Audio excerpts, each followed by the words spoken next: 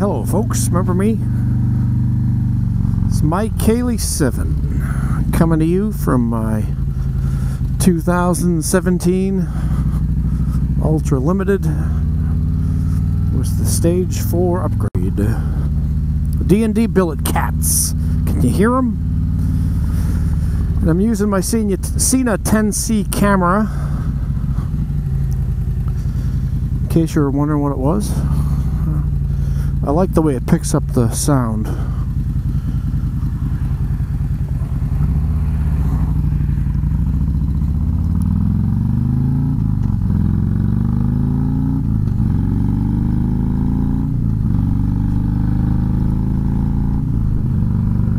My bike is coated in yellow pollen. That's the way things go here in North Carolina at this time of year. April 2nd, I think, April 3rd. Everything's coated in yellow. As a matter of fact, every once in a while I might turn my head to the side to wipe off the camera with the wind, because the yellow pollen will build up right on the camera lens. It makes it hard to breathe. Ugh. Anyway, I've made several videos and I just haven't edited any of them together because I've been so busy at work.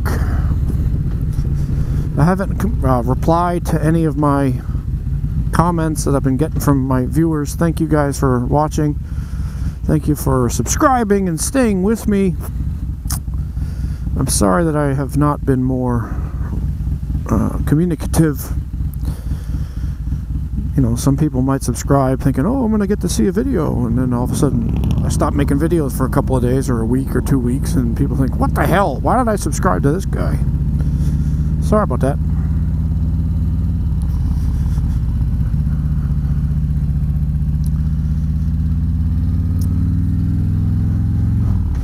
So one of the reasons I'm busy is kind of a tragedy happened where I work. My beloved work sister, the secretary for my department, like a wave, and the brains of the outfit and the heart of the program, she had a serious medical emergency, and so she's going to be out for several months, if not forever. And it's heartbreaking. It really is. And I know how hard she works or worked, and how beloved she is by so many people, and how she's the hub of so many wheels. And to have her incapacitated like this, it's devastating. I feel like it's the same kind of thing you have to wrap your head around in a way of a death. The absence of someone who you've relied upon. And I mean, I always knew that someday she'd retire, you know, years from now, and I'd be what do they call that? I'd be feeling the loss of that. But I thought I had more time. And hopefully she'll be back and everything will be hunky-dory, but no, I don't think so. Not the same way anyway. So it kind of makes me think of a couple of things. One is, don't work yourself too hard.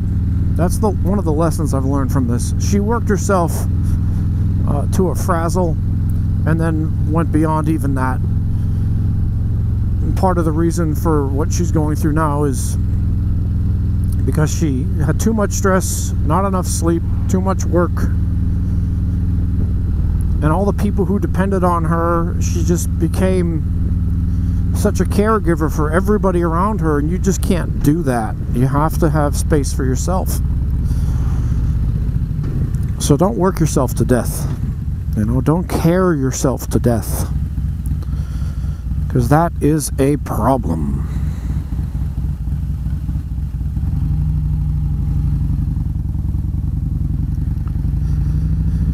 It can kill you, you know. And if if you're one of those people that I can't stop doing this. I can't sleep more. I can't take more time for myself because I'm needed.